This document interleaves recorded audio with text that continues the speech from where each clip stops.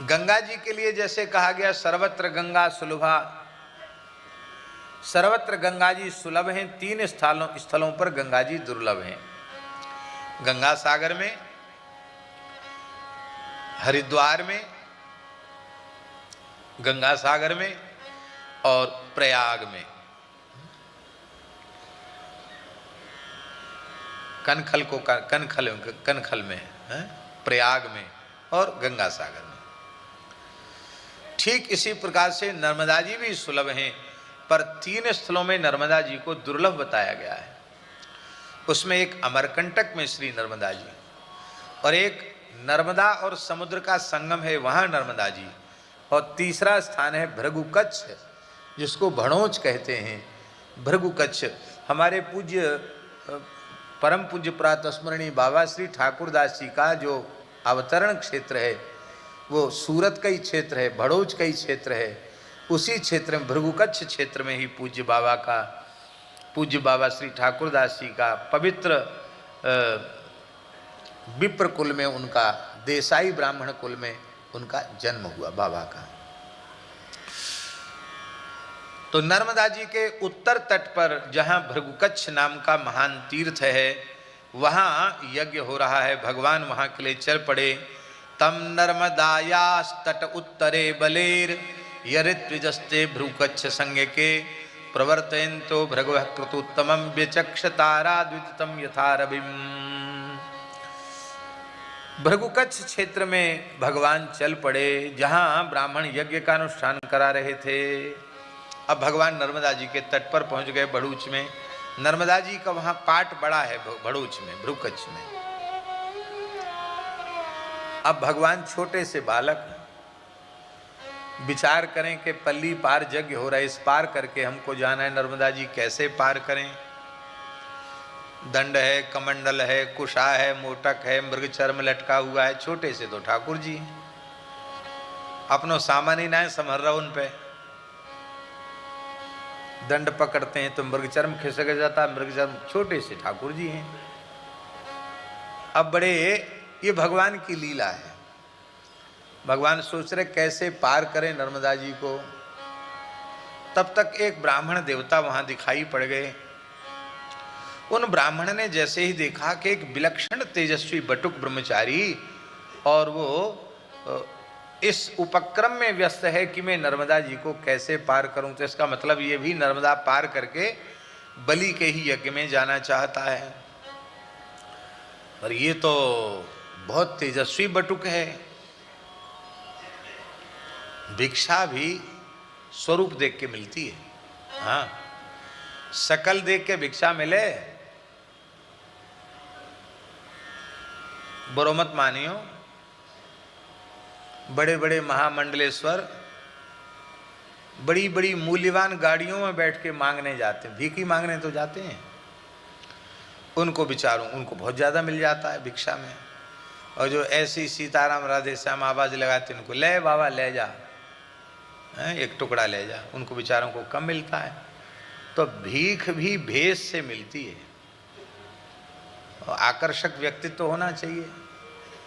तो ब्राह्मण ने विचार किया कि मैं तो ब्राह्मण हूँ, तो सामान्य ब्राह्मणों को जो दक्षिणा देने की व्यवस्था है उसके अनुसार हमको मिल जाएगा, कपड़ा लत्ता दक्षिणा हमें मिल जाएगी। पर इस ब्रह्मचारी पर तो बलि लट्टू हो जाएगा, न्योछावर हो जाएगा, और फिर इसको तो बहुत भारी दक्षिणा मिलेगी। तो बहुत प्रभावशाली बटुक लग रहा है, इसके शरीर से बड़ी कांति निकल रही है। तो बटुक जी राम राम का, पंडित जी राम राम प्रणाम। अच्छा, तो आप यहाँ कैसे खड़े हैं? तो भगवान बोले कि आपको दिखाई नहीं पड़ा पल्ली पार यज्ञ हो रहा है, यज्ञ में जाएंगे, बलि के यज्ञ में जाएंगे। क्यों? बोले हमारा अध्ययन तो पूरा हो गया, हमको गुरु दक्षिणा अर्पित करनी है। तो गुरु दक्षिणा के लिए कुछ द्रव्य की आवश्यकता है, तो हम जाएंगे। बड़ा उदार है, ब्राह्मणों का भक्त है, तो लेके आएंगे दक्षिणा। आप कहाँ जा रहे हो? पंडित जी बोले हम भी यज्ञ में ही जा रहे हैं, दक्षिणा के लिए हम भी जा रहे हैं। लेकिन बात यह है हमको तो सामान्य दक्षिणा मिलेगी, पर आपका स्वरूप इतना सुंदर है, आप इतने तेजस्वी हो, आपको तो बहुत दक्षिणा मिलेगी। बोले भैया मिले तो सही, पहले पल्ली पार तो हम पहुँचे, हम तो यही पार खड़े हैं। तो ब्राह्मण बोला उस पार तो हम आपको पहुँचा देंगे, क्योंकि हमको पता है कि यहाँ से थोड़ी दूर आगे चलने पर पाट और चौड़ा हो गया नर्मदा जी का, और उसमें बहुत गहराई नहीं है, कमर कमर भर पानी में पार किया जा सकता है नर्मदा जी को। तो हम तो पार कर जाएंगे और तुमको भी पार कर देंगे। छोटे बालक ही तो कंधा पे बिठा लेंगे और तुमको भी पार कर देंगे, पर एक शर्त है। भगवान बोले क्या शर्त है?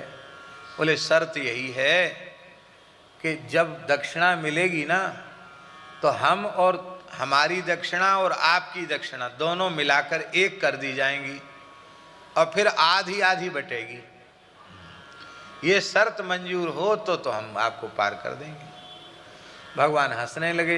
अरे बोले महाराज पार तो होने दो, तुम जो चाहो सो आधी पूरी सब ले लेना, पार तो कर दो हमको। तो ब्राह्मण ने कहा ठीक है। ब्राह्मण बैठ गया और भगवान वामन अपना दंड छत्र वगैरह सब लेकर के और अपने चरण ऐसे सामने लटका करके, ऐसे कंधे पर ऐसे चरण लटका के बैठ गए। ठाकुर जी के कर कमल ब्राह्मण के मस्तक पर हैं। जैसे ही ब्राह्मण ने नर्मदा जी में प्रवेश किया, भगवान के श्रीअंग का स्पर्श होते ही शरीर में बिजली सी कौंध गई, रोमांच हो गया। भगवान के श्रीअंग की दिव्य सुगंध जब उसकी नासिका में गई, भगवान के चरणों की दिव्य सुगंध गई, तो ब्राह्मण के शरीर में अष्ट सात्विक भाव प्रकट हो गए। वह विचार करने लग गया कि ये सामान्य बालक नहीं है, मेरी स्थिति ही विचित्र हो रही है। तो ब्राह्मण लटक रहे थे भगवान वामन के चरण, तो ऐसे चरण पकड़ के हथेली से देखने, हथेली पे चरण पधरा करके ब्राह्मण देखने लग गया चरण। तो जैसे ही चरण हथेली पे रख करके देखे तो अंकुश अंबर कुलिश कमल जब ध्वजा धेनु पद शंख चक्र स्वस्तिक जम्बू फल कलश सुधारद अर्ध चंद्र षटकोण मीन बिंदु ऊरध रेखा अष्टकोण त्रैकोण इंद्रधनु पुरुष विशेखा सीतापति पद नित वसत एते मंगलदायका चरण चिन्ह रघुवीर के संतन सदा सहायका राधापति पद नित वसत एते मंगलदायका चरण चिन्ह यदुवीर के संतन सदा सहायका। उनमें अंतर नहीं है, चाहे नारायण भगवान के चरण देख लो, चाहे राम जी के देख लो, चाहे श्री कृष्ण के देख लो, 48 चिन्ह भगवान के चरणों में होते हैं। और श्री जी के चरणों में भी 48 चिन्ह होते हैं। राधा रानी के चरणों में भी, जानकी जी के चरणों में भी 48 चिन्ह हैं। रघुनाथ जी श्री कृष्ण के चरणों में भी 48 चिन्ह हैं। अंतर क्या है? जो चिन्ह श्री ठाकुर जी के दक्षिण चरण में होते हैं वो किशोरी जी के बाम चरण में होते हैं, और जो किशोरी जी के बाम चरण में होते हैं वो ठाकुर जी के दक्षिण चरण में होते हैं। बस इतना ही अंतर है, दक्षिण और बाम का अंतर है। बाकी सभी चिन्ह भगवान के और श्री जी के चरणों में अंकित होते हैं। तो उन चिन्हों को देख करके और भगवान के कर कमल का स्पर्श प्राप्त करके ब्राह्मण को तो पक्का विश्वास हो गया कि साक्षात परमात्मा है। अब तो भावमग्न हो गए, बोले मेरा जीवन तो सफल हो गया, साक्षात भगवान मेरे कंधे पर हैं।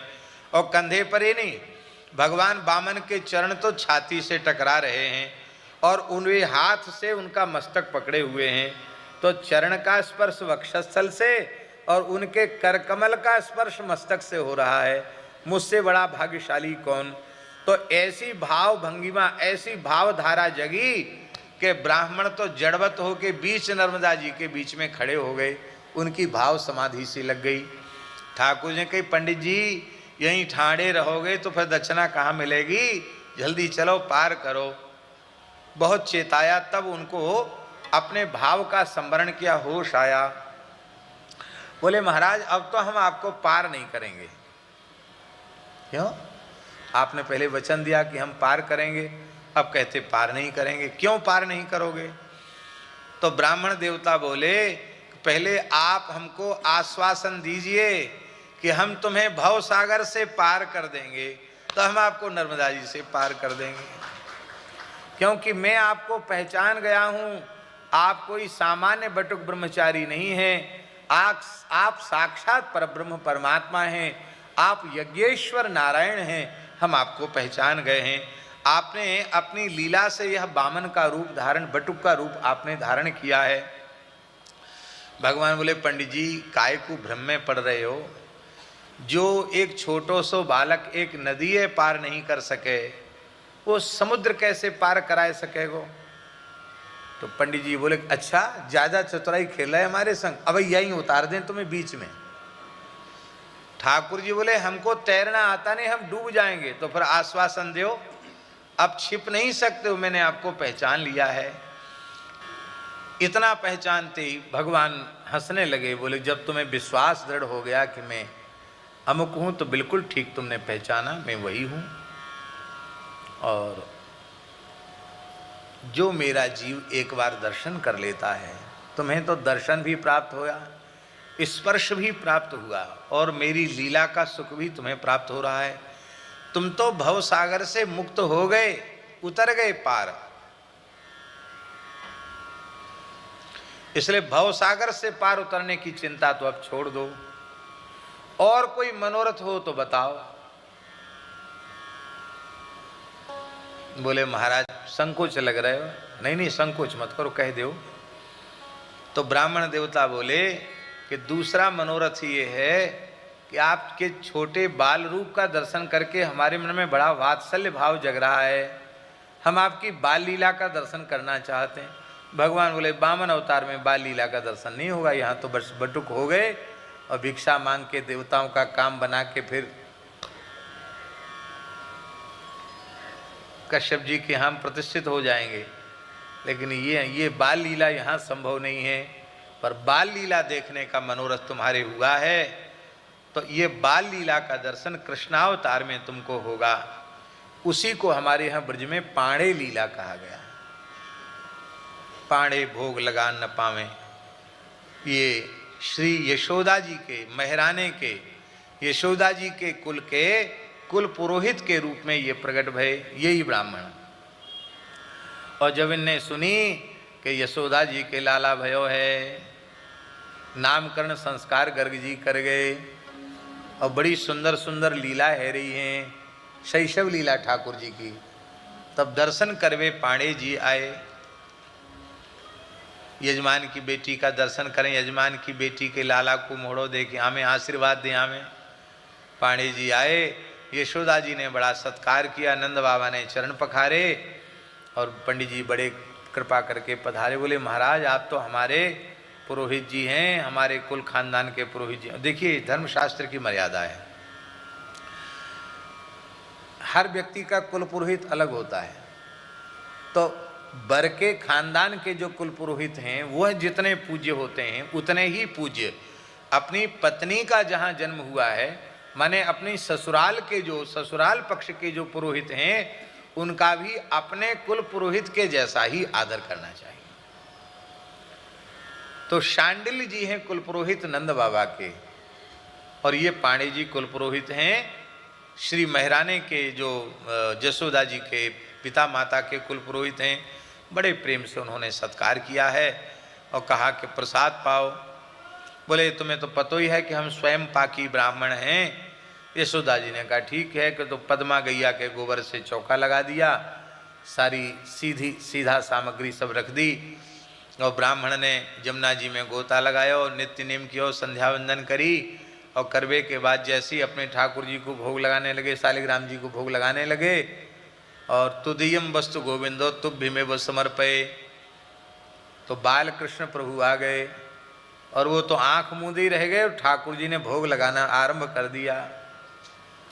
ब्राह्मण जो हैं वो पाने के शौकीन होते हैं, रुचि होती ब्राह्मणों में पाने में, क्यों? सात्विक होते हैं, मिष्ठान्न प्रिय होते हैं, तो पंडित जी ने खूब बढ़िया बढ़िया तस्मई और मालपुआ और सुंदर खीर और बढ़िया लड्डू ये सब चीज़ बनाए, हलवा भी बनाया, खूब समय दे के बनाया। पर ठाकुर जी तो प्रेम से आरोगने लगे। जैसे ही ब्राह्मण ने नेत्र खोले तो देखें साक्षात लाला बालकृष्ण प्रभु आरोग रहे हैं। तो आवाज लगाई, अरे जसोदा, तेरे लाला ने हमारे ठाकुर जी को भोग नहीं लगन दियो और सबरी सामग्री जूठी कर दीनी, सब सामग्री जूठी है गई।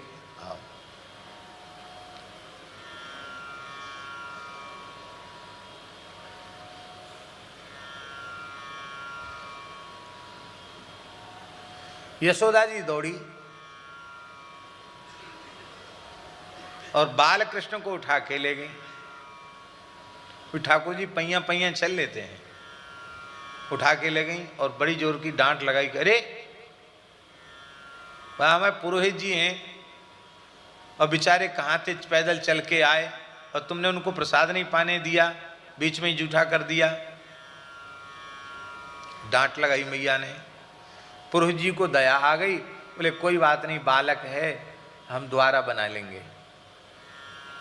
तो फिर स्नान किया पंडित जी ने, फिर चौका लगा, फिर रसोई बनी। अब की बार फिर ठाकुर जी आ गए, फिर मैया चल। अब तो ब्राह्मण बोला कि चाल बालक बहुत चंचल है, मैं तो अब जाए रहूं, मैं ऐसे भूखो चलो जाऊंगा, तेरे घर में नहीं खाऊंगा क्योंकि तेरो बालक बड़ो चंचल है।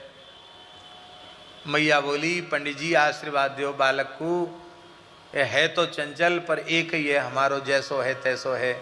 आप ब्रजवासी ब्राह्मणन के आशीर्वाद सो या को जन्म भयो है, आप तो आशीष ही दो और भूखे मत जाओ महाराज, हमारा तो सब गृहस्थ धर्म नष्ट रह जाएगा, आप कछु आरोग्य के ही जाओ। तीसरी बार फिर चौका लगा। अब की बार ब्राह्मण देवता ने मन में सोचा कि और सब सामग्री सिद्ध होने में तो बहुत समय लगेगा, हलवा बनाने में ज़्यादा समय नहीं लगेगा, तो केवल सीरा ही बना लें, हलवा ही बना लें। अब की बात जैसे ही हलवा बन के थोड़ा ठंडा हुआ, भोग धराया गया। अब की बार मैया ने कही कि अब लाला को पकड़ के रखेंगी, बांध के रखेंगी, आवे नहीं लाला। लेकिन जैसे ही ब्राह्मण ने भोग लगाना आरंभ किया, ठाकुर जी को भला कौन पकड़ सके, ठाकुर जी वहीं बैठ के फिर हलवा आरोगने लगे। अब की बार ब्राह्मण ने देखी तो आश्चर्यचकित हो गया, कह रहे तीसरी बार भी यही आ गए। ठाकुर जी खिलखिलाकर हंसे। मैया ने कही, करे कन्हैया, एक ब्राह्मण के पीछे पड़े हो तू, सवेरे से लेकर संध्या है रही है, पीछो पर बेचारो ब्राह्मण भूखोर चलो जाएगो हमारे घर ते। तो ठाकुर जी बोले, मैया ये मेरो बड़ो भक्त है और बड़े प्रेम सो आंख मूंद के हमें पुकारे, हृदय से पुकारे, हे गोविंद, ये तिहारी वस्तु कि तुम ब्रजवासी ब्राह्मण बनोगे और पाणे लीला में, और हम तुम्हें अपनी बाल लीला के दर्शन करा के कृतार्थ कर देंगे। पंडित जी ने कहा कि मेरे से अपराध बन रहा था, मैं यही पाऊंगा। तो बाल कृष्ण का अधरामृत ब्राह्मण देवता ने लिया और कहा कि मेरी एक ही इच्छा है कि मैं जब तक जीवित रहूं यही नंद महल में ही मैं रहे आऊं और बाल कृष्ण को अधरामृत हमें नित्य मिलो करे। बाल कृष्ण की लीलान को देख के मैं आनंद में विभोर बने रहूं। ऐसी सुंदर भगवान की बाल लीला है। राम कृष्ण की प्यारी गैया सारे जग की माता है।